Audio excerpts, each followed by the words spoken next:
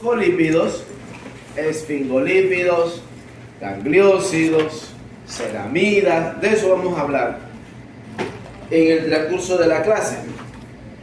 Vamos a ver algunas funciones. Dentro de las principales funciones que delimitan, separan el líquido intracelular del líquido extracelular. Esa es una de las principales funciones porque no sé si ya saben, y si no saben, se los digo, los solutos que se encuentran dentro de la célula no son los mismos que los que se encuentran fuera de la célula. Hay algunas similitudes, pero las principales diferencias son en la concentración. Por ejemplo, hay sodio dentro y fuera de la célula, pero fuera de la célula hay menos que dentro. Hay potasio dentro y fuera, pero fuera hay un poquito más. Entonces, la membrana tiene la función de mantener ese equilibrio. Otra función importantísima es la del alto poder de discriminación, es decir, por allí, por la membrana plasmática no entra cualquier cosa. No puede entrar cualquier cosa porque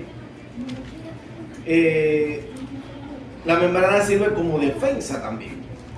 Entonces no es cualquier virus, cualquier bacteria, cualquier cosa que puede entrar a la membrana y destruir la célula. Entonces la membrana tiene ese poder de discriminar qué entra y qué no entra. Otra característica importante es que hay un tipo de transportador para prácticamente cada sustancia. La membrana tiene proteínas, ahorita lo vamos a ver y a aclarar, a especificar, a profundizar. Canales proteicos por donde pasan prácticamente cada una de las sustancias tiene un canal específico. También sirve como anclaje para las hormonas.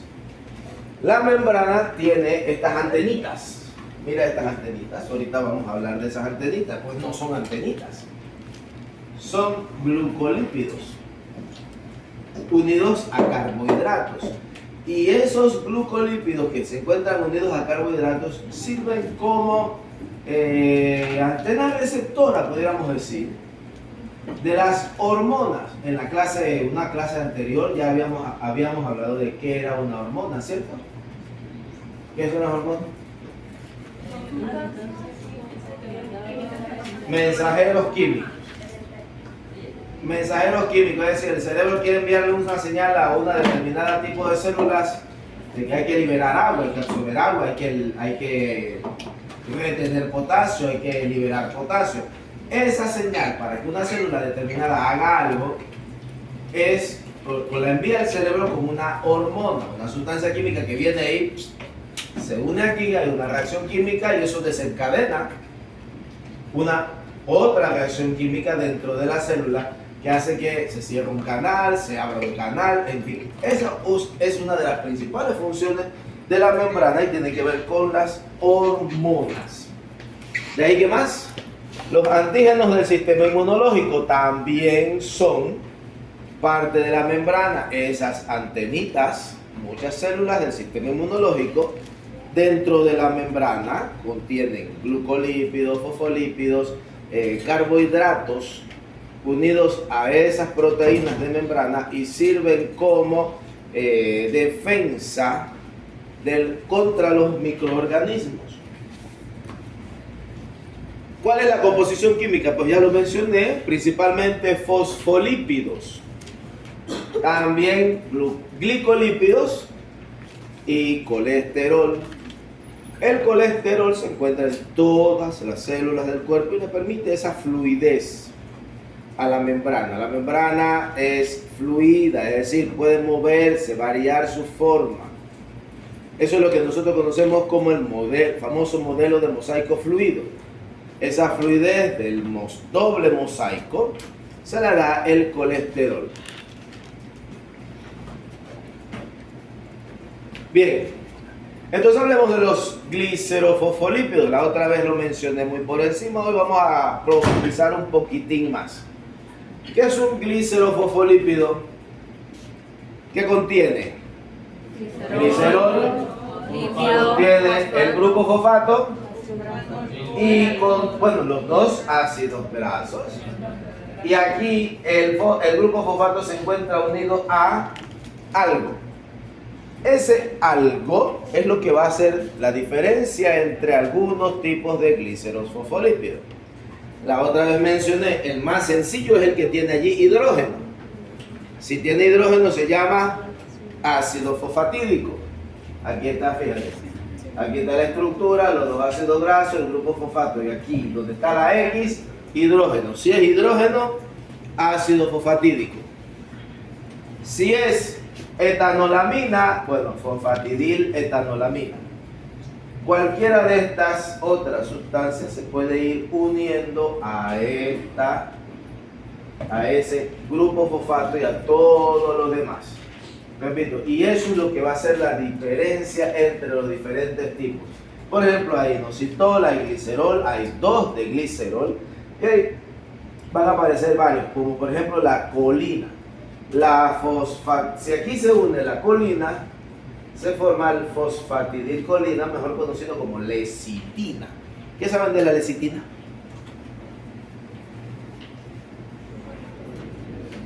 ¿Saben algo de la... perdón? En el huevo. Es el principal componente que permite la emulsión del huevo con el aceite para formar mayonesa. La lecitina del huevo, antes se utilizaba la lecitina para bajar de peso. La lecitina tiene características para castrar la grasa y el colesterol, pero eso no es gran cosa lo que se baja. A ver, algún otro que hay que mencionar ahí, fosfatidilcerina. Pues todos estos glicerofosfolípidos se encuentran en la membrana plasmática. Esfingolípidos. La pregunta que hicimos la semana pasada, ¿diferencia entre estos y los anteriores? No hay glicerol. Los esfingolípidos son derivados de aminoalcoholes. Aquí está la esfingosina, que tiene este doble enlace, y la dihidroesfingosina, que no tiene el doble enlace. Esa es la diferencia entre ellos. A partir de estos se forman una serie de esfingolípidos que vamos a ver a continuación. Aminoalcoholes, ¿por qué se llaman así? Bueno, porque tiene un grupo amino y el alcohol. El amino y el alcohol están allí. La cadena lipídica es porque hay una cadena larga de carbonos. Aquí hay 12 más 1, 13 carbonos. Desde que hay más de 8, 10 carbonos, ya estamos hablando de un lípido. Las ceramidas. Fíjate. ¿Qué son las ceramidas? La otra vez habíamos mencionado. Las ceramidas, así, vamos a decirlo, como puras, hay muy poco en el cuerpo humano. Por ejemplo, la cera de los oídos, ¿para qué sirve? La cera de los oídos sirve para algo.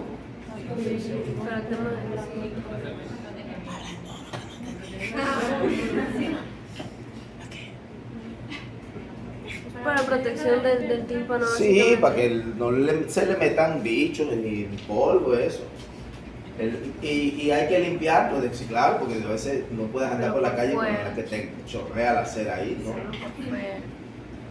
Oficialmente el oído nada más se limpia con el codo. Una vez al mes, tal vez. ¿Con el codo? Dale, va a ver.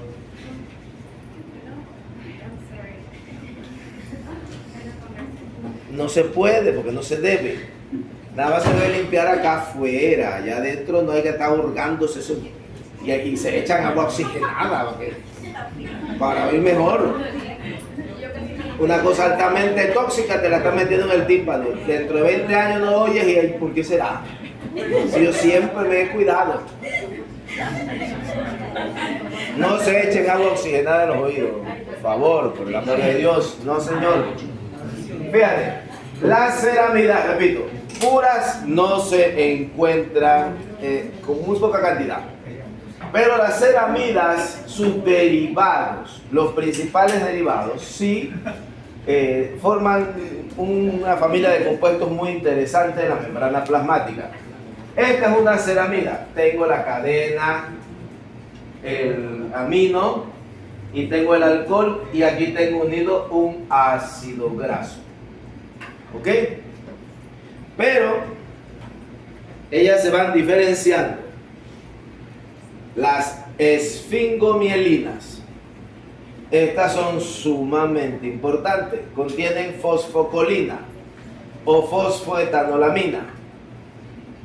¿Dónde se encuentran estas? Son el revestimiento lipídico que tienen todos los axones de las neuronas. ¿Cómo que se llama la capa que cubre el cerebro? Esa capa de tejido. La meninges.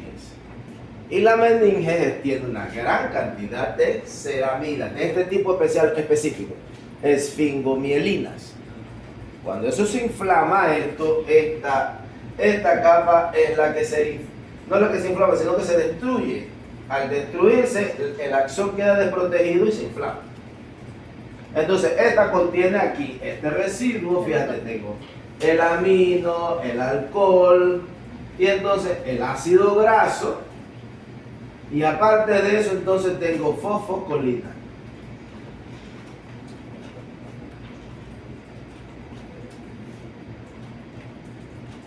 Los cerebrósidos, en vez de tener fosfocolina, lo que tengo es un carbohidrato. Tengo la misma estructura de la ceramida, fíjate, el alcohol, la amida, el ácido graso, pero entonces aquí tengo unido un residuo de galactosa. Los cerebrósidos pueden ser galactocerebrósidos o glucocerebrósidos, y lo que hay allí es glucosa. También forman parte cerebrósidos, su nombre te dice más o menos en dónde se encuentran. Las células del cerebro contienen gran cantidad de glucocerebrósidos o galactocerebrósidos. Son células son sustancias químicas que forman parte principalmente de células del sistema nervioso central. Los gangliósidos son el tipo de compuestos más complejos, digámoslo así, mucho más complejos, porque aparte de la ceramida, el alcohol, el amino, el ácido graso, tienen otras cosas. Aparte de todo eso, tienen oligosacáridos, es decir, 2, 3, 4 monosacáridos unidos. Puede ser combinaciones de glucosa o glucosa con galactosa, glucosa, galactosa y galactosamina, otra galactosa. Por eso se dice que son los más complejos, porque las combinaciones posibles son inmensas. Y aparte de eso, tienen un resto de ácido ciálico, N-acetilneuramínico. Ese ácido ciálico también es característico, es lo que diferencia un gangliósido de, por ejemplo, los cerebrósidos. Que los gangliósidos son los únicos que contienen el ácido ciálico. ¿Ok? Entonces, recuerdan que al principio vimos las antenitas. Y les dije que esas antenitas podrían ser carbohidratos, pueden ser oligosacáridos. Bueno, estas son las famosas antenitas. Esos carbohidratos, glucolípidos, en este caso, gluco de carbohidratos y lípidos, son los que se encuentran en la membrana como esas antenas y que sirven como receptores, ya sea de hormonas o de antígenos en el sistema inmunológico. Por ejemplo, fíjate. Bueno, aquí creo que aquí está lo que estoy mencionando. Importancia médica de los gangliósidos. Son receptores hormonales. Las principales hormonas que reaccionan con gangliósidos son las hormonas pituitarias. ¿Quién sabe de alguna hormona pituitaria? La del crecimiento. La del crecimiento. Prolactina también. ¿La cuál? Prolactina. ¿Prolactina sale de la pituitaria? Sí.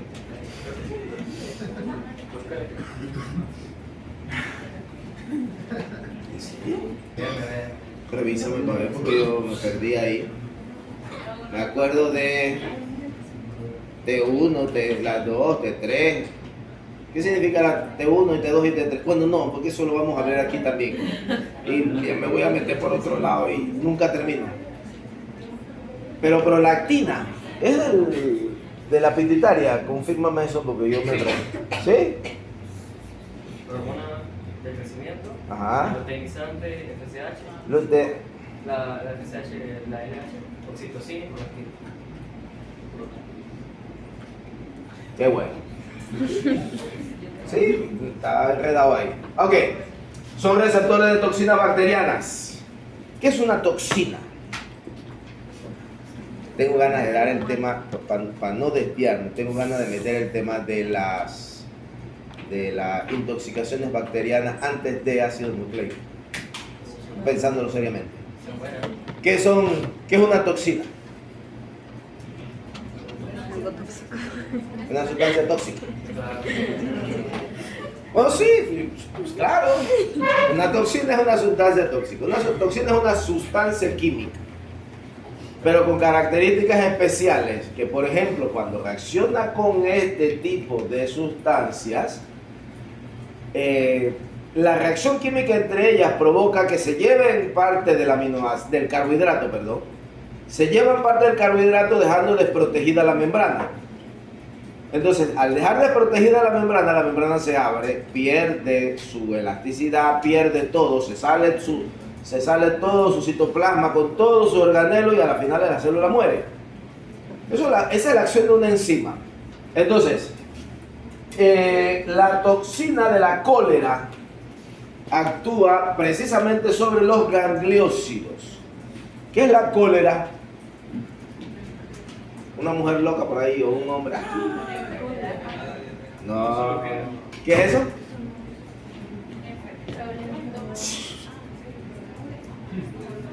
Problemas del colon.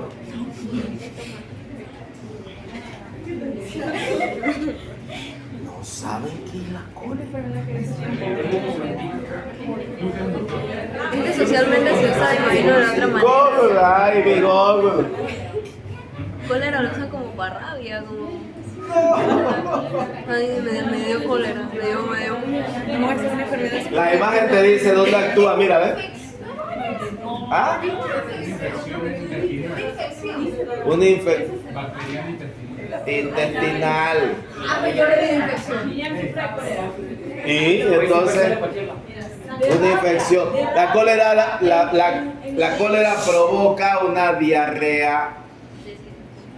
Porque la cólera, la toxina de la cólera actúa en gangliósidos que se encuentran en los carbohidratos que se encuentran en la membrana plasmática del intestino delgado, principalmente en acuaporinas.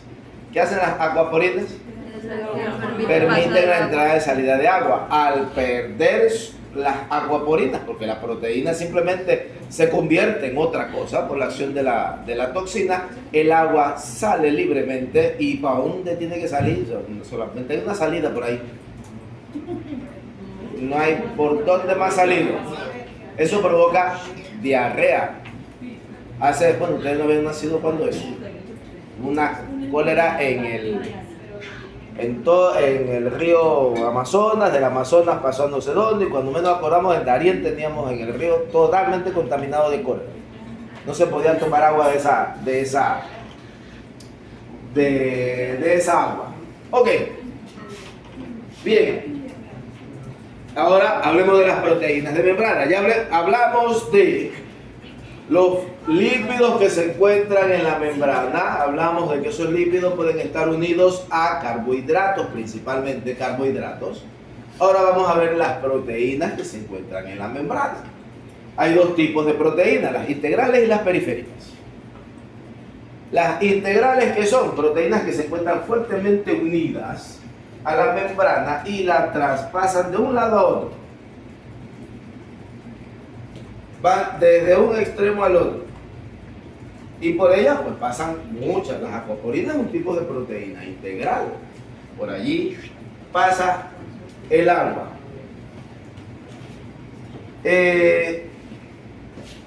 Esas proteínas se pueden separar, desnaturalizar, utilizando agentes, jabones, detergentes que desnaturalizan por completo la estructura de la membrana y entonces provocan la precipitación de la proteína. Eso es precisamente lo que vamos a hacer mañana en el laboratorio. El jueves. ¿Cómo vamos a sacar el ADN del núcleo de la célula? Es más, ¿cómo vamos a sacar el ADN de la célula? Para poder verlo y poder verlo al microscopio. ¿Cómo vamos a hacer eso? Bueno, tenemos que agregar un detergente. Para eso les pedí el SDS, jabones que tengan el dodecil lauril sulfato. Son estos jabones, el dodecil sulfato sódico. Algún grupo, en el otro grupo me estaban preguntando si el lauril aquí servía. Pues claro que sí. Puede ser el dodecil sulfato sódico o dodecil lauril sulfato sódico. Principalmente esos son los que se utilizan ahora en los jabones modernos. Acá hay una selección de otros tipos de sustancias químicas, jabones aniónicos que se utilizan para hacer precipitar esas proteínas y poder trabajar con ellas, poder separarlas, poder estudiarlas. Nosotros vamos a utilizar eso para provocar la lisis. ¿Qué es la lisis? La muerte celular. Ruptura de la célula. Digo, se muere sí, pero ruptura de la célula. Porque la muerte de la célula se llama de otra forma. Ah, eso. Ah, usted tan clarito. Ajá. Bien. Aquí podemos ver, fíjate, proteínas integrales pueden ser así bien grandotototas o pueden ser más pequeñas, más delgadas. Pueden estar unidas a carbohidratos también. Pueden tener carbohidratos. Todas estas proteínas, con estos son glucoproteínas. Aquí hay un glucolípido como el que vimos en la parte anterior. Acá tenemos un oligosacárido. En fin, tenemos diferentes tipos de proteínas y el colesterol coladito por allí, que siempre lo que hace es darle pues la flexibilidad, la fluidez a la membrana. Ok. De las periféricas, ok. Quería decir otra cosa. ¿Qué son las proteínas periféricas? Bueno, son proteínas que no están unidas directamente a la membrana, sino que se encuentran unidas a las proteínas integrales y casi siempre se encuentran en la parte interna de la membrana. Sirven también como transporte, pero de sustancias más específicas. Ahorita vamos a ver de qué tipo de sustancias son. Pero repito, se encuentran unidas a las proteínas integrales y la unión entre ellas es un poco más débil, son más fáciles de separar. A la hora de estudiarlas, pues con cualquier solvente tú agregas alcohol y se separa la proteína. Eso es lo otro que vamos a hacer en el laboratorio del jueves, que vamos a utilizar alcohol. Les dije que tenían que llegar, cuando llegan temprano colocan el alcohol en el refrigerador, ¿verdad? Vamos a utilizar alcohol para poder separar unas proteínas que se van a quedar unidas allí. Las podemos separar y poder separar mejor el ADN. En realidad no vamos a obtener ADN solamente, vamos a obtener ADN y ARN, porque allí no tenemos cómo hacer una cosa y separarla de la otra. Vienen las dos cosas juntas. Esto es lo que pensé que venía allí. Bueno, volvamos a las proteínas integrales. En las proteínas integrales tenemos un tipo de proteínas sumamente largas que pueden hacer como estos ríos que dan la vuelta a un pueblo como 7 veces. Yo no sé si ustedes han visto eso. ¿Sí? ¿Quién ha ido a Chiriquí? Allá a Tierra Santa de Chiriquí, allá donde Dios va. Sí, hay que tener pasaporte, sí, correcto. Bueno, allá cerquita, allá a mi pueblo, uno va a poder llegar.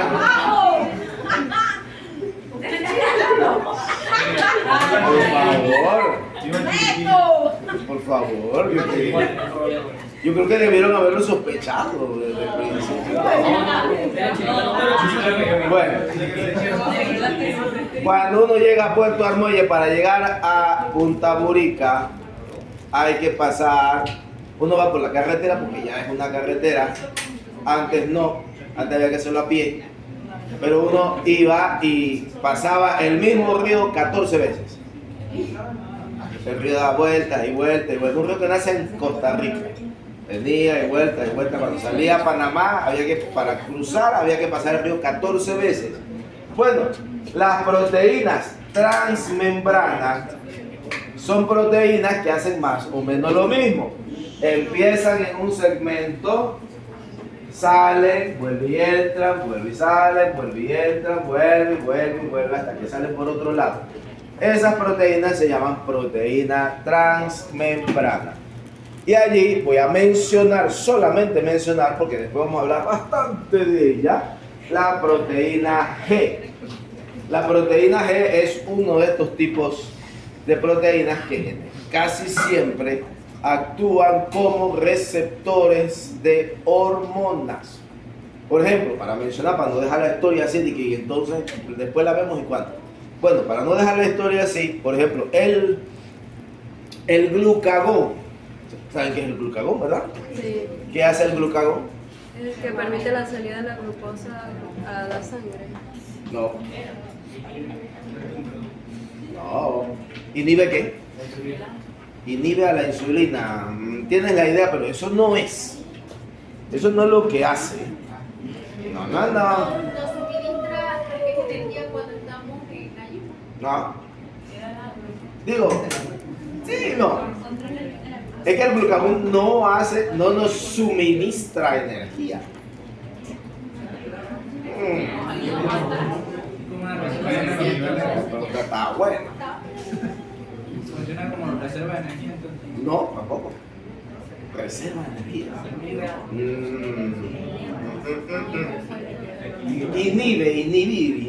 Inhibir. Bueno, el glucagón es un antagonista de la glucosa, de la insulina. ¿Qué es un antagonista? Hace lo contrario. Hace lo contrario. ¿Qué hace la insulina? Permite, baja los niveles de glucosa, sí, pero a eso le falta chicheme, Cuidado, espérate. Vamos a ver, mira. La insulina permite la entrada de la glucosa a la célula para que la célula la queme, la glucólisis y obtengamos energía. Digo, claro que al permitir la entrada de la glucosa, el nivel de glucosa en la sangre baja, obviamente. El glucagón hace lo contrario, saca glucosa a la sangre. ¿Yo qué le dije? Pero ¿cómo hace eso? ¿Qué me dijiste? Yo le dije que permitía la salida del azúcar de la sangre. Sí. Fue lo primero que le dije. Pero es que, ok, está bien, pues, está bien. ¿Cómo provoca eso? Es otra pregunta. Es que, mira, ¿qué hace el glucagón? El glucagón activa una vía metabólica, la glucogenólisis. ¿Qué es la glucogenólisis?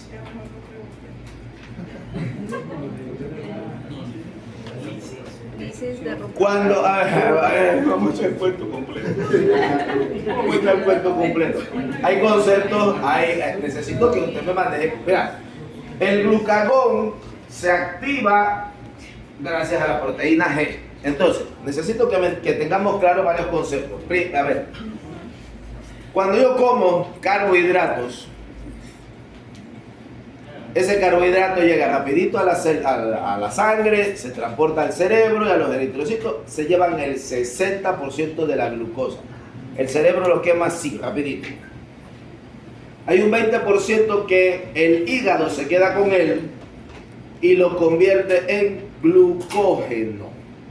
¿Qué es glucógeno? Lo mismo que almidón, pero con más ramificaciones. ¿Cierto, verdad? El hígado agarra la glucosa, la va pegando, pero le va pegando más ramificaciones. El almidón es casi lineal. Un par de ramificaciones por allí en la milopectina. Cuando eso llega al cuerpo se hidroliza y toda la glucosa se quema en el cerebro, en el eritrocito, y una parte queda en el hígado y se convierte en glucógeno. Usted almorzó a las 12, a las 2 de la tarde el cerebro ya está quemando esa glucosa y hay un 20% que se está convirtiendo en glucógeno, se está almacenando. A las 4 de la tarde el cerebro le dice al hígado, hey, se acabó la glucosa, y entonces ¿qué? ¿Hay que comer de nuevo? No necesariamente.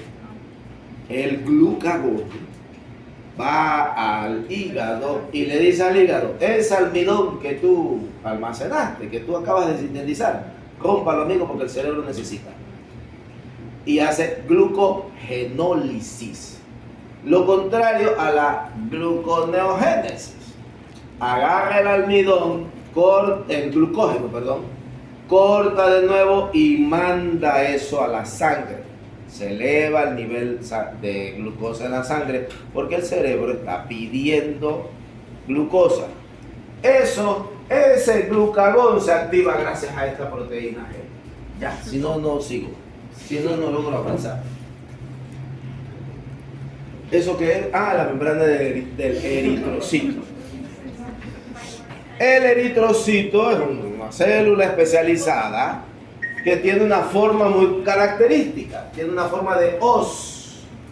Dicen hoz los libros, yo digo es una dona. Es una dona bien bonita. Cuando uno la ve al microscopio electrónico, lástima que aquí no tenemos, cuando uno lo ve al microscopio electrónico se ve muy bonita. La hoz, la dona. Esa forma específica se la dan las proteínas de membrana. Ahí hay varias proteínas. Está la glucoforina, que es esta proteína que usted ve aquí. Esa proteína se une a la actina. También hay proteínas de intercambio iónico. La espectrina también es otra proteína de membrana en el eritrocito. Todo ese conjunto de proteínas, la anquirina también, se reorganizan y se unen con la actina. ¿Qué es la actina? Proteína que hay en los músculos. Bueno, en el eritrocito también hay actina. Entonces ellos forman una red así, intrincada de proteínas, y eso hace, precisamente eso le da esa forma redondeada que tiene el eritrocito. El eritrocito, pues allí es donde también se utiliza, se quema gran parte de la glucosa. ¿Por qué el eritrocito quema rápidamente la glucosa?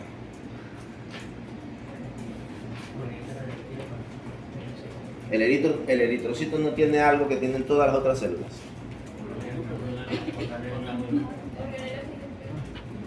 Lo de la oxidación, eso. Ajá, ¿qué es eso? La respiración, no. Sí. La respiración es No, él respira. Sí. ¿Qué no tiene los eritrocitos? Mitocondria. Mitocondrias.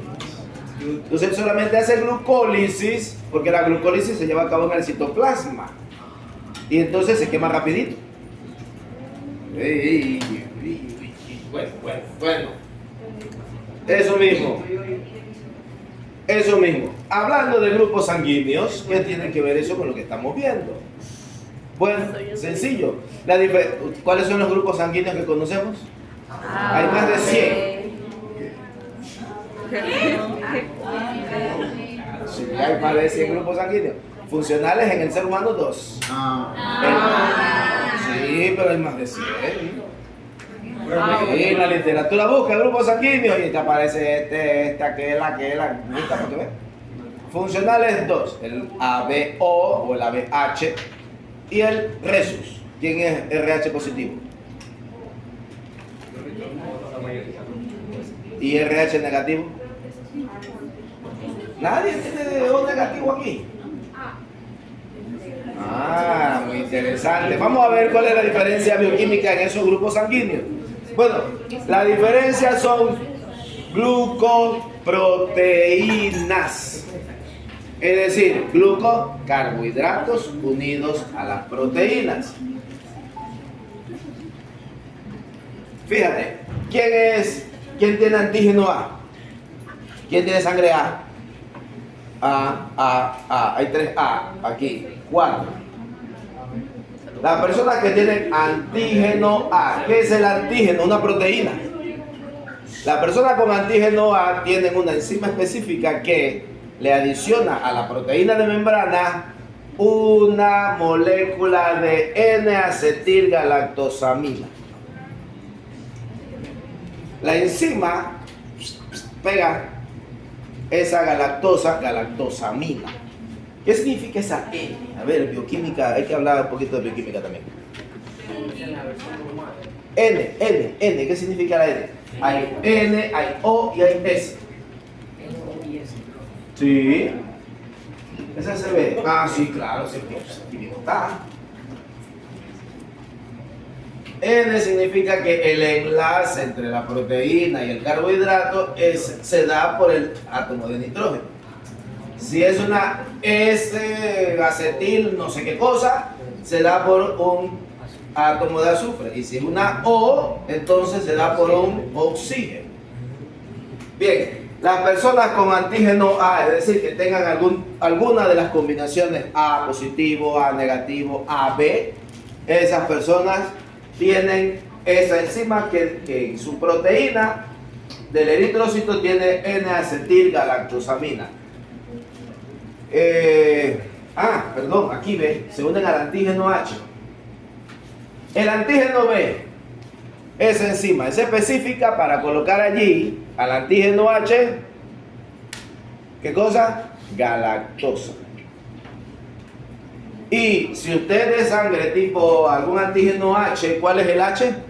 Los tipos O, positivo o negativo, dependiendo del resus.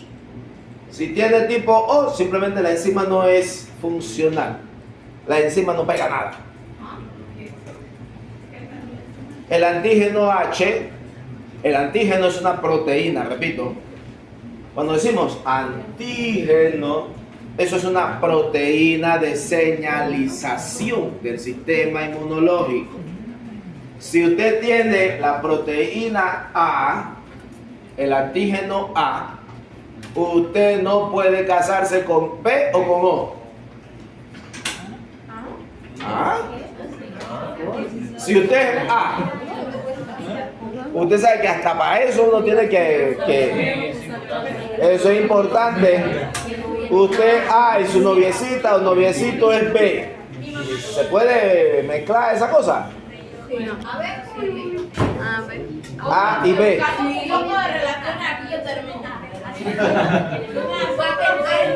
No vamos a hablar de eso. Tú déjame.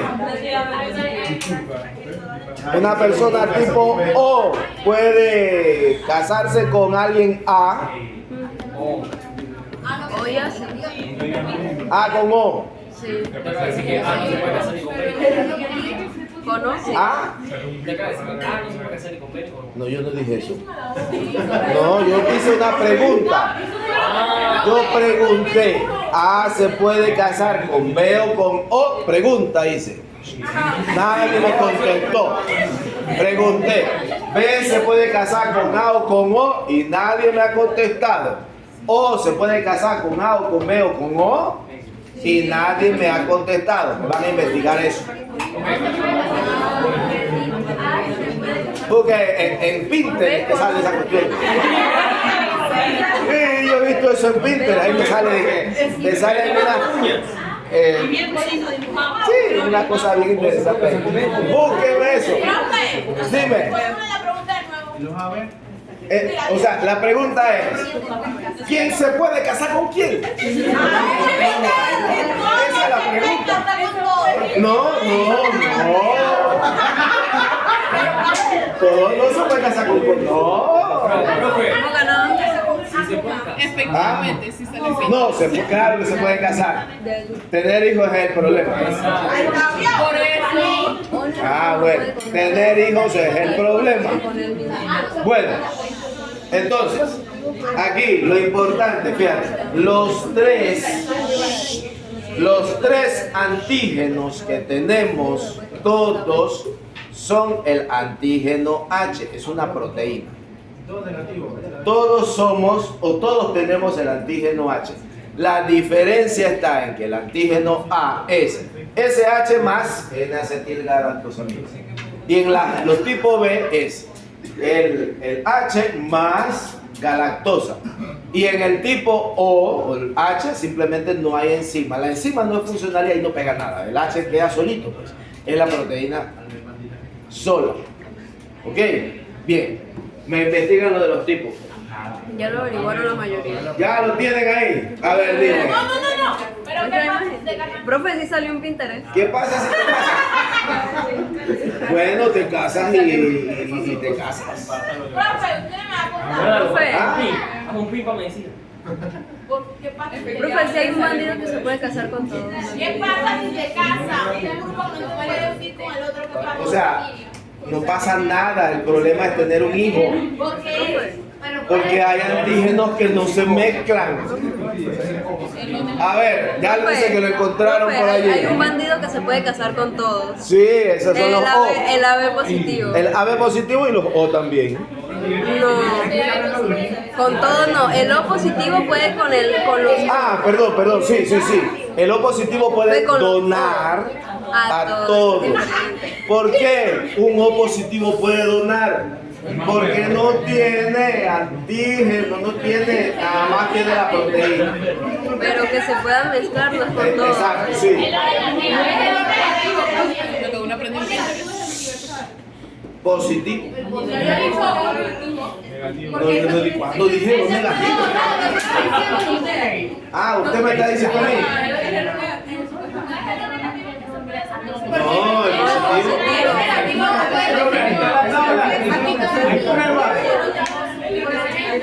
Sí, deme la fuente bibliográfica de eso, porque toda la vida he estudiado que es el positivo. Ahora usted me dice que es el negativo. Pero solamente O negativo puede donar a O negativo, o sea, solamente. Ah, pues es otra cosa. Ah, bueno, está bien. Está bueno. Miro. Profe, está bueno. Está buena la tabla. En Pinterest. Está bueno. Está buena la tabla de Pinterest, profe. Bueno, a ver, esta es una especie de resumen de los diferentes tipos de proteínas que tenemos. Aquí, por ejemplo, tipo 1, tipo 2, por ejemplo, tipo 1A, la glucoforina, esta que está aquí, que se encuentra en el glucoforina en el eritrocito. Acá está, por ejemplo, esta es una proteína transmembrana. Hay proteínas transmembranas pares y hay proteínas transmembranas impares. Hay, ¿qué otros? Fragmentos de transmembrana que también son pares, que son impares, en fin. Todas son proteínas, repito, de membrana. Pueden ser normales, digamos, de una forma, y las transmembranas que no son anormales porque ellas simplemente van dando vueltas y vueltas y vueltas y vueltas. Ok. Las proteínas de transporte ahora, de todas esas que vimos, periféricas, integrales, transmembranas, entonces, ¿ellas a qué se dedican? Bueno, a permitir o no el paso de diferentes solutos. Entonces, ahí conocemos a esta, usted la conoce, los canales de agua, las famosas acuaporinas, tienen un mecanismo de compuerta. Ese mecanismo de compuerta funciona de manera que necesita un activador, como en el caso de la proteína G. Hay algo que activa la compuerta, la abre o la cierra. Por ejemplo, en el caso de las acuaporinas, en el caso de las células renales, por ejemplo, es una hormona. ¿Cómo se llama la hormona que regula la entrada y salida del agua? Aldosterona. Entonces, la aldosterona es la que permite esa apertura o cerrar la compuerta de agua. No, tú puedes poner. Cuando una persona tiene diabetes, ¿cuál es el principal signo que una persona ve cuando tiene diabetes? Es el resultado de... Orina mucho. El orinar bastante, poliuria. Tiene que ver con la ósmosis. Mucho soluto, mucho azúcar, el agua, la célula pierde agua. Pero ese montón de azúcar lo que hace es que bloquea los canales de aldosterona. La aldosterona no llega, no cierra el canal para que se retenga el agua y entonces la célula simplemente la pierde. Entonces muchos de estos canales actúan precisamente por señales hormonales. Hay otros, como los transportadores de solutos, que funcionan con ciclos. Es decir, ¿qué activa un ciclo? La despolarización o polarización de una célula. Vamos a ver eso con un poquito más de detalle a continuación, porque muchos de estos temas te lo van a dar en neuroanatomía. A ver, ¿qué son los canales iónicos? Los canales iónicos son proteínas que permiten el paso de iones. Hay canales específicos para sodio, potasio, calcio, hierro, cobre, cobalto. Hay cualquier cantidad de estos canales que permiten, repito, la activación, permiten la entrada o salida de iones. Estos canales iónicos tienen mucha importancia en las células neuronales. Por ejemplo, el movimiento muscular. ¿Cómo se lleva a cabo el movimiento muscular? ¿Qué es lo que hace que yo pueda mover mis brazos, mis músculos, pueda caminar? A ver, ¿ya dieron eso en neuroanatomía? Sí, hay un impulso que polariza o despolariza. La despolarización hace que el calcio, ya lo dije, el calcio. La despolarización hace que el calcio salga de la célula. Y entonces al salir de la célula se activa la actina. Bien, eso funciona gracias a estos tipos de canales. Entonces, por ejemplo, también depende de si la sustancia es un agonista o un antagonista. Ya vimos que es un antagonista. Un antagonista es una sustancia que hace lo contrario a la sustancia original. Por ejemplo, aquí, la acetilcolina es un neurotransmisor colinérgico. ¿Eso qué significa? ¿Ah? No. Te suena, pero no es eso. Un neurotransmisor es una sustancia colinérgico, significa que hace la misma función del sistema nervioso central. Esta sustancia, acetilcolina, se une a unos transmisores y permite la entrada y salida de calcio para que el músculo se mueva o se relaje. Pero ¿qué pasa? Cuando una sustancia es antagonista, lo que hace es la misma función de esta, pero la contraria. Si la acetilcolina permite la salida o la entrada de los iones, el antagonista simplemente bloquea. Y eso es lo que pasa con algunas toxinas. Por ejemplo, ustedes vieron esta película...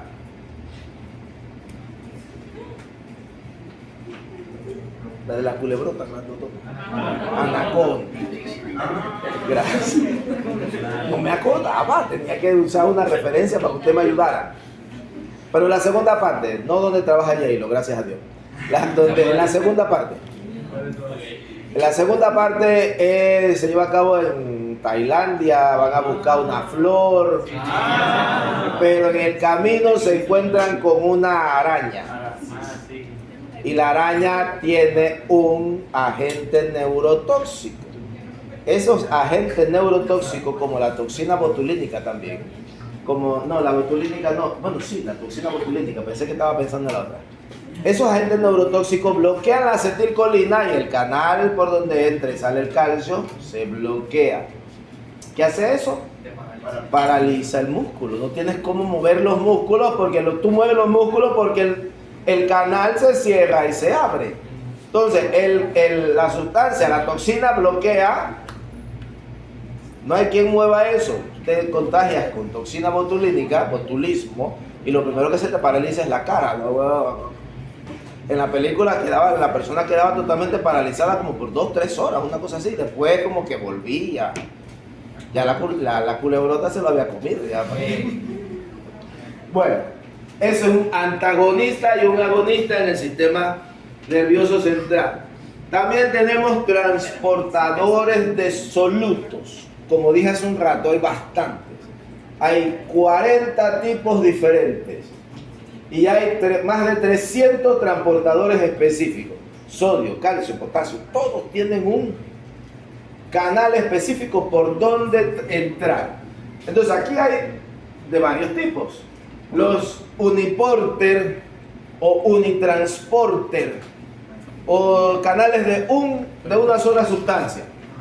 Es decir, por ahí solamente entra una sola cosa. Hay canales específicos así como el de la glucosa. Los GLUT. La otra vez pregunté qué eran los GLUT y no me supieron decir, pero ya yo expliqué más o menos qué es un GLUT. Un GLUT es un canal por donde entra glucosa a la célula. En el caso, GLUT, G-L-U-T. GLUT, ¿verdad? Aquí. Glucose Transportation. Cuando digo eso es practicado. Sí, allá en tierras altas, allá donde cae nieve, allá aprendemos eso. Sí, allá eso es. Qué malos que son. Bueno, los GLUT son algunos, no todos, los GLUT son dependientes de insulina. Creo que eso está aquí.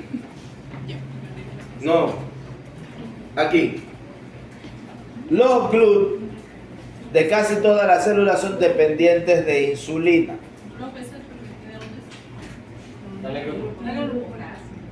Yo pensé que no lo había mandado. Perdón. Bueno, el GLUT, que es el transportador de glucosa, funciona con un receptor de insulina. Un receptor de insulina es una de estas antenitas, un carbohidrato, en donde la insulina se une. Al unirse a la insulina crea una serie de reacciones químicas que forman una vesícula. Esa vesícula se une al transportador y permite la entrada de la glucosa. Pero no todos los GLUT son dependientes de insulina. El GLUT de la barrera hematoencefálica, es decir, del cerebro, y el del eritrocito, ese GLUT no depende de insulina. La glucosa entra libremente por ese GLUT, porque el cerebro necesita la glucosa con urgencia. El cerebro quema la glucosa rapidito y la necesita con urgencia. Tenemos GLUT 1, GLUT 2, GLUT 3, GLUT 4, en fin. Y cada uno se encuentra en diferentes partes,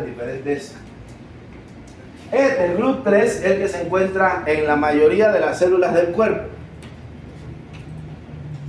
El del intestino, el GLUT 5, todos los otros son dependientes de glucosa. Pero hay unos transportadores de glucosa, que ahorita vamos a ver, que no son de transporte pasivo. Todos los transportadores, todos los canales que hemos visto hasta ahorita, que no son muchos tampoco, funcionan con el famoso transporte pasivo, es decir, a favor del gradiente de concentración y sin utilizar energía, sin utilizar ATP. Eso usted lo sabe, eso está clarito. Esos que dependen de la energía del ATP funcionan o se llaman transporte activo. Van en contra del gradiente de concentración. ¿Qué es eso de gradiente de concentración? Ese es un concepto también que necesitamos manejar muy bien. ¿Qué es eso? Va de menos a más. Es la forma más fácil. De menos a más el que va No, de más a menos. De más a menos. De más a menos. El que va a favor del gradiente de concentración va de más a menos. Es como cuando hay un concepto termodinámico que lo explica muy bien. Cuando tú estás en tu casa, ahorita por ejemplo, tenemos bastantes personas aquí, el aire no se siente mucho, pero vamos a imaginarnos que esto está frío. ¿Qué pasa si tú abres la puerta? Se sale el aire. No, el aire no se sale. El aire caliente entra.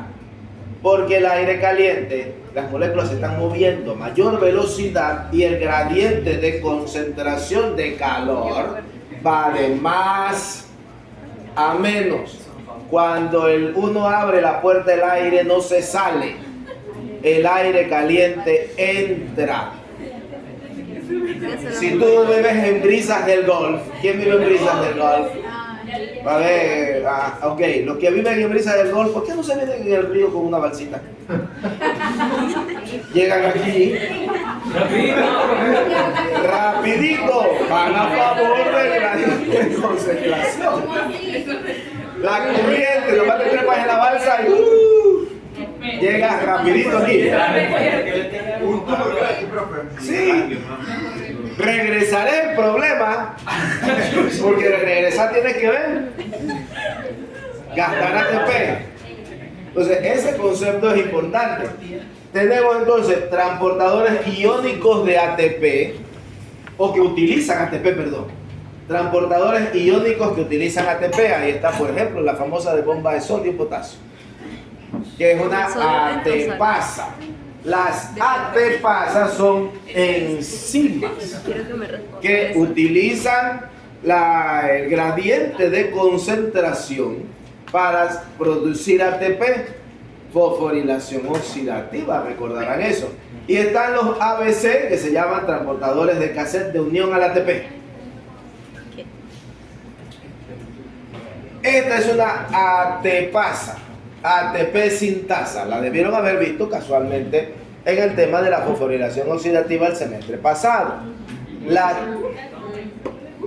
Las ATPasa, no, sí los vieron. Ustedes vieron, verdad que me dijeron ciclo de Krebs, no lo vieron. Sí. Una cosa es ver. Bueno, esta enzima, las ATP sintetasa o sintasa, son enzimas, son proteínas que utilizan el gradiente de concentración. En el caso de la fosforilación oxidativa es un gradiente químico. Porque si usted se acuerda, a ver, esto hay que entenderlo. Espérate. Este es tuyo. Eso lo regalo. Gracias, ya me voy a comprar uno nuevo. A ver. Esa es la membrana interna de la mitocondria. Aquí está el complejo 1, aquí está el complejo 2, que es un poco más pequeño, el complejo 3, el complejo 4. Y por acá entonces está la ATPasa. Los electrones que trae el NAT los lleva al complejo 1. Lo que trae el FAD lo lleva al complejo 2. Esos electrones van pasando de transportador, por aquí está el citocromo C, complejo 3, complejo 4, y aquí el último aceptor de los electrones es el oxígeno para producir agua. Esos electrones, a medida que se van moviendo en esa cadena de transporte de electrones, cuando los electrones llegan al complejo 1, sale hidrógeno. Por el complejo 2 no pasa hidrógeno. Cuando llegan los electrones al complejo 3, permiten la salida de hidrógeno. Y cuando llegan al complejo 4, permiten la salida de hidrógeno. Cuando ya hay una determinada cantidad de protones fuera de la célula se despolariza. Es decir, hay un exceso de cargas positivas en la parte externa de la mitocondria. Entonces, en el momento en que se despolarizan, todos esos electrones se devuelven a la parte interna de la mitocondria por la ATPasa. Y eso es como una corriente. Imagínate cuando llueve bastante, que la represa de Bayano se llena y la abren y toda esa agua sale. Bueno, cuando esa agua, ese montón de moléculas de protones que pasan por aquí, hacen rotar la ATPasa Y a medida que ella va rotando, va captando ADP y lo va uniendo con un fosfato. ¿Y qué se produce? ATP. Y ese ATP, esa energía, se utiliza para poder pasar los iones a través de esa proteína. Eso se llama gradiente electroquímico. No es un gradiente de concentración. Gradiente de concentración es cuando la concentración de un soluto, como el caso de la glucosa. No sé, la glucosa hay mucha, el agua sale a favor del gradiente. Aquí es un gradiente electroquímico porque lo que está pasando por ahí son átomos de hidrógeno, protones, que hacen girar la ATPasa. La ATPasa tiene una parte incrustada en la membrana, esa es la que se llama F0. Y hay una parte gigantesca afuera que se llama F1. Y están unidas por estos fragmentos proteicos, la parte A, la parte B. Son fragmentos de proteínas como que la atrapan ahí, la mantienen unida. Entonces, hay varios fragmentos. El alfa, el beta, el gamma, el delta, el epsilon, todos esos son fragmentos de esa proteína. Pero la fracción alfa es la que tiene las uniones por donde pasa el sodio y el potasio, que son las que nos interesan ahorita a nosotros. Cuando eso va rotando, se va produciendo el ATP y el sodio y el potasio van entrando por allí. ¿Se acuerdan de la bomba de sodio y potasio? Entran 3 sodios y salen 2 potasios. O al revés. Entran 3 y salen 2. Sí. Entran 3. Entran 3 sodios y salen 2 potasios. El sodio entra. Ahorita hay una imagen por ahí que si me equivoqué, lo vemos ahorita. Ajá, aquí está el que mencioné ahorita. La glucosa tiene libre entrada. ¿En dónde? Eritrocito y cerebro. En todos los demás es dependiente de la insulina. Pero en el intestino, cuando estamos en el proceso de la absorción de los nutrientes, primero la digestión, cómo se hidroliza. Cuando en el intestino se van a absorber, la glucosa no entra gratis al enterocito. La glucosa necesita un transportador, se llama Sodium and Glucose Transportation Tube. No, no eso. Made in Chiriquí. Para poder meter a la glucosa al enterocito, o vamos a decirlo de otra forma, la glucosa para entrar al eritrocito requiere de que el sodio también entre. Pero cuando el sodio entra al eritrocito, como hay mucha glucosa, ajá, ¿y yo qué dije? Eritrocito. Sí, que ya me tienen ustedes enredados. Enterocito. Estamos en el intestino delgado, sí, correcto. Enterocito. Para poder entrar, la glucosa se cuela con el sodio. Pero lo que dije hace un rato, a medida que se va acumulando sodio acá adentro, la célula se despolariza.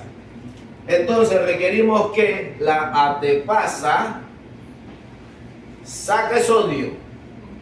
Pero al sacar sodio necesita meter potasio. Salen 3 de sodio y entran 2 de potasio. Pero la única forma de que eso pase es con este gradiente electroquímico, utilizando la cascada de protones que pasa por ATPasa, haciéndola girar y produciendo ATP. Eso provoca un gasto de energía. Por eso se llama transporte activo. Porque la célula requiere gastar ATP del que está generando para poder meter a la glucosa. Ya después que entra, sale facilito por un GLUT2 a la vena porta principalmente, que lo lleva al hígado. Ahí sí ya no necesita energía. Ajá, aquí, déjame borrar un poco. No, creo que ahí se ve bien. Este es otro canal muy importante.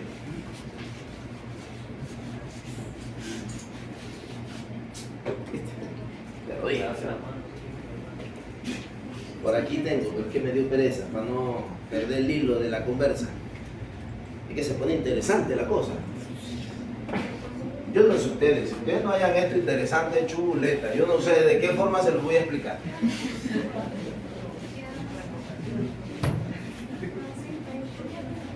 Entonces, a ver, tenemos un canal especializado en las células de la mucosa estomacal.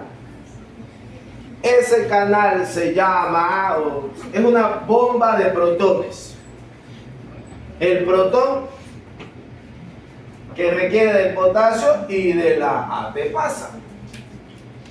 ¿Qué pasa en las células del intestino, de la mucosa estomacal? ¿Qué se produce allí? El Ácido clorhídrico. Cuando la célula está en su forma relajada, aquí está la bomba de protones que está unida a una vesícula. Entonces, ¿qué pasa? Esa célula pues está bien, pero esa célula tiene una serie de receptores. Hay un receptor específico para la histamina, hay un receptor específico para la acetilcolina y hay un receptor específico para la gastrina. La gastrina es la principal aquí. ¿Por qué la gastrina es la principal aquí? Porque esa es la primerita que se genera, digámoslo así. La gastrina es una hormona que secreta el mismo estómago y que provoca la sensación de hambre. Es más, la gastrina no requiere que necesites hambre. Tú con ver o pensar en comida, la gastrina se libera. ¿Usted no le ha pasado que usted acabas de comer y de repente ves en el Instagram chicharrón ahí? Chicharrón con yuca. 2 de la tarde. Acabas de comer, pero ¿te da ganas o no te da ganas? Sí. Te da ganas de comer. Inmediatamente que te da ganas de comer, se activa la gastrina y entran las otras. ¿Y qué pasa? Envían una señal. Se libera el hidrógeno por el canal. Ese hidrógeno, cuando sale del canal, también provoca que un ion adicional se escape por un canal especializado para él, el cloro. ¿Y qué pasa si tengo en el estómago hidrógeno y cloro? Ácido clorhídrico. Pero interesante, ¿no? Eso requiere ATP para poder liberar la bomba de protones. Se requiere un gasto de energía para poder que se libere eso. Solamente pensar en comer, el cuerpo gasta energía, fíjate. O sea que vamos a pensar en comer, no comer, pensar en comer. Pensamos y ya estamos quemando energía.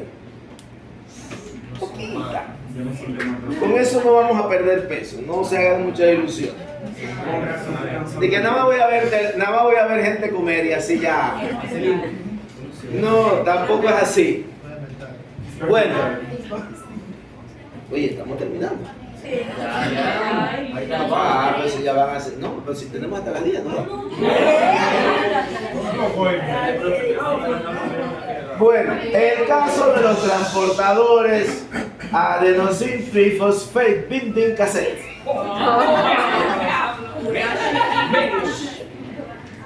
Bueno, ¿qué hacen estos transportadores? Bueno, es todo lo contrario. ¿Qué pasa? Estos transportadores, en vez de meter solutos, iones, agua, lo que sea, a la célula, estos transportadores sacan material. Y son importantes, por ejemplo, en el transporte inverso del colesterol.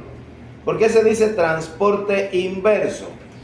Porque el colesterol entra a la dieta o es sintetizado en el hígado y entonces es llevado, el de la dieta es llevado a las diferentes partes del hígado, a las diferentes partes del cuerpo, perdón. Y entonces, para poder quemarse, para poder convertirlos en bilis o en hormonas sexuales, él tiene que salir de las células y llevarse al hígado. Entonces, ahí es donde se llama transporte inverso. Entonces, ese colesterol, esas sales biliares salen por este tipo de transportadores. Hay que sacarlos de la célula para poder llevarlos al hígado, para que el hígado los convierta en otra cosa. Principalmente, pues ya sabemos, ácidos biliares, hormonas sexuales. Pero hay un caso muy importante que hay que mencionar aquí con respecto a una patología relacionada con estos transportadores ABC, y es la fibrosis quística. Fibrosis quística. ¿Qué pasa con este transportador de esta enfermedad? Es una enfermedad genética, autosómica recesiva. ¿Eso qué significa?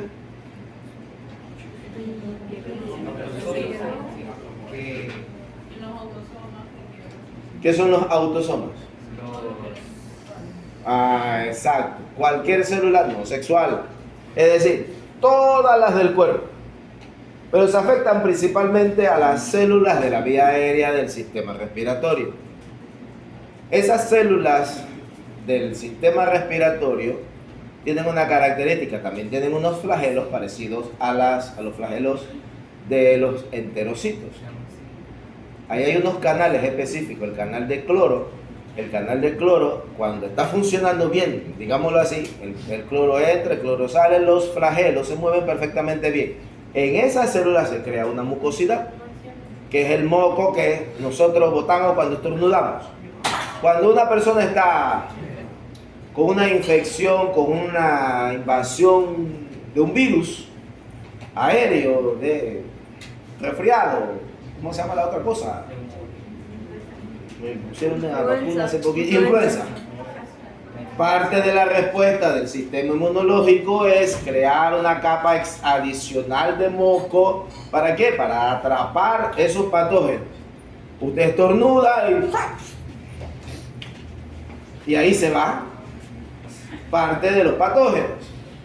Pero ¿qué pasa? Cuando hay esta enfermedad, hay una mutación en el cromosoma número 7 y allí en la posición 508 la fenilalanina está totalmente inactivada. Entonces el canal de cloro no se sintetiza bien, el canal no funciona, vamos a decirlo así para que sea entendible. Al no funcionar el canal, la mucosidad que se genera es excesiva. Entonces los flagelos que mueven los patógenos y los entierran en el moco no tienen cómo moverse, porque el moco tiene que llegar hasta aquí para que el flagelo se mueva. Si el moco llega hasta aquí, ¿qué mueve? Entonces hay un exceso de mucosidad. Los patógenos se van acumulando en las vías respiratorias hasta que llega un punto en el que hay tanto patógeno que te provoca un paro respiratorio y la persona se muere.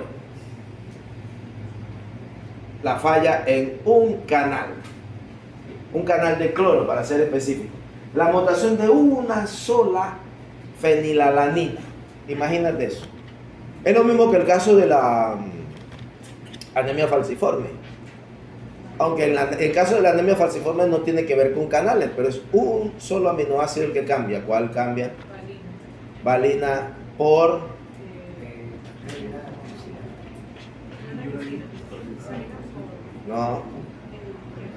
ácido glutámico. El ácido glutámico es polar, se disuelve en agua, el eritrocito perfecto. La valina se cambia, el ácido glutámico no está allí en la posición 6, hay una valina y la valina es no polar, ya le anda huyendo al agua y el eritrocito ya no es funcional. Un solo aminoácido, fíjate eso. La enfermedad de Hartnup, oye, se me olvidó, en el otro grupo vi que no puse imagen aquí y se me olvidó ponerla. La enfermedad de Hartnup, ¿qué eso qué es? También es la falla en un transportador.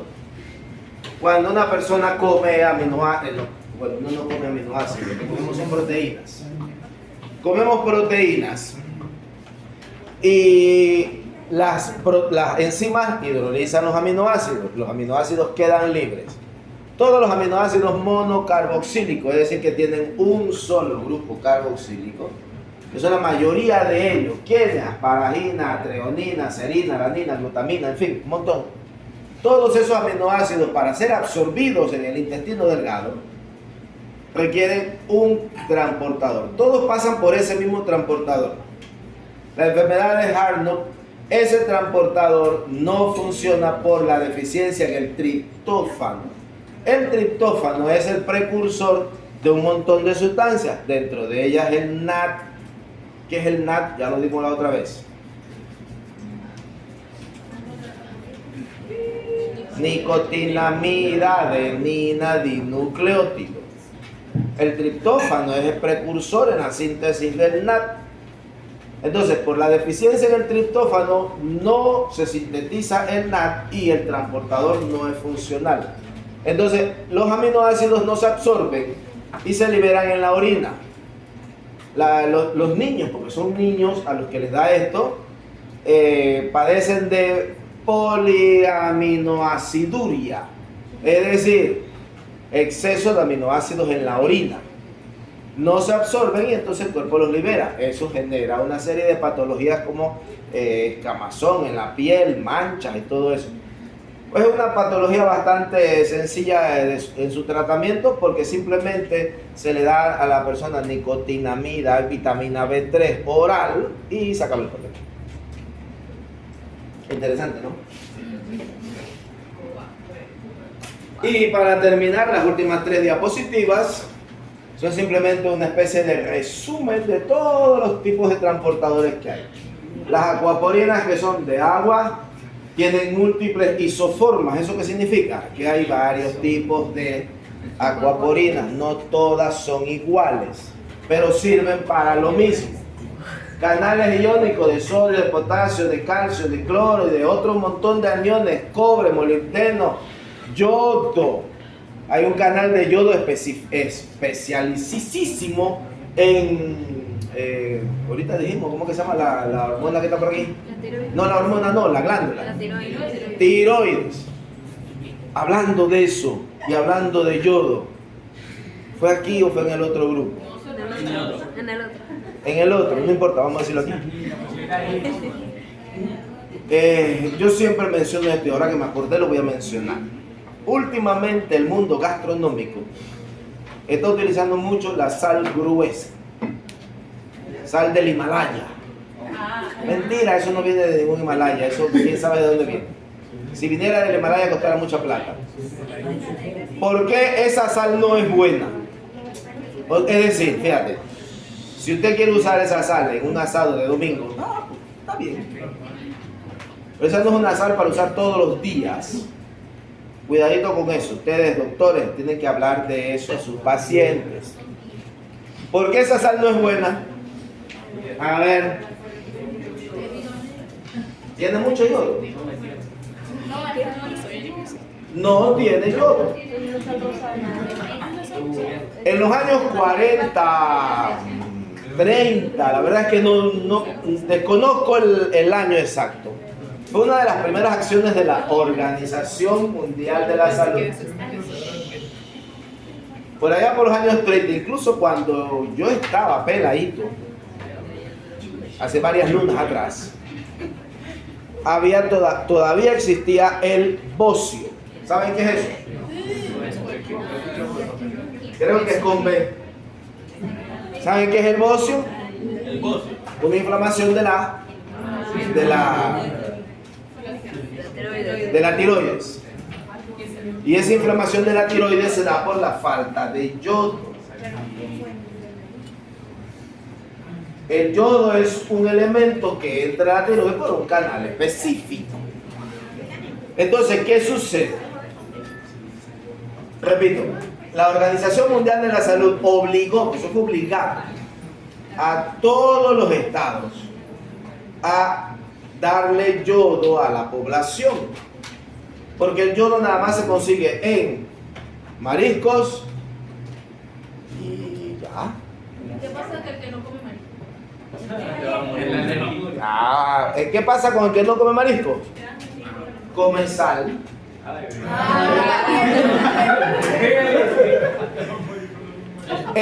La Organización Mundial de la Salud obligó a buscar un alimento, una cosa que todo el mundo ingiriera, y allí meter yodo, y se decidió meterlo en la sal. Y usted ve que la sal dice sal yodada. Por eso es que nadie tiene negocio ahora. Porque usted cuando agarra el poquitito de sal para ponerle a la comida, allí va el poquito de yodo que necesitamos, porque tampoco necesitamos mucho. Con un poquito, con microgramos de yodo el problema se resuelve. Con comer pescado todos los días se resuelve. Pero ¿quién come pescado todos los días? Y ahora. Yo comería desayuno, almuerzo y cena, pero no puedo. Un pargo me cuesta $10 y se acaba en el almuerzo. Mientras que un pollo me cuesta 6, me dura almuerzo, cena, almuerzo y cena, porque somos 4 en la casa. Si son más de 4, pues ya habrá que comprar 2 pollos. Sí. Bueno, entonces, repito, las últimas 3 diapositivas son un resumen, un resumen de los principales transportadores, los inversos, los cotransportes. Ahí usted puede encontrar de todo un poco. Pero entonces el tema de la sal del Himalaya es que no tiene Exacto. El problema con la sal del Himalaya y la sal gruesa es que eso no está yodado. Ponle a la carne el domingo. Está bien.